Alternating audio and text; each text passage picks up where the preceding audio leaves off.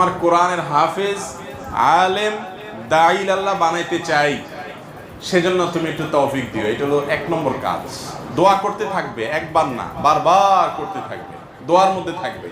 1 number 2, নিজেরা ভালো মানুষ হওয়ার চেষ্টা করবে।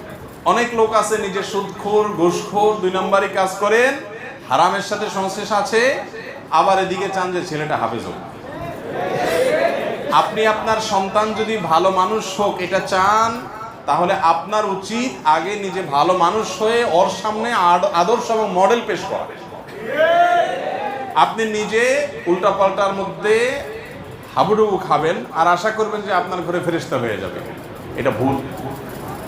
এরপরে যে কাজটা করতে হবে আপনাকে, তওবা করে নিজেরা ভালো পথে চলবেন, 5 ওয়াক্ত সালাত আদায় করবেন জামাতের সাথে, পুরুষ মহিলারা ওয়াক্ত মতো, এবং সালাতের পরে ভোর রাতে দোয়া কবুলের জায়গাগুলোতে বিভিন্ন সময় আল্লাহর কাছে স্পেশাল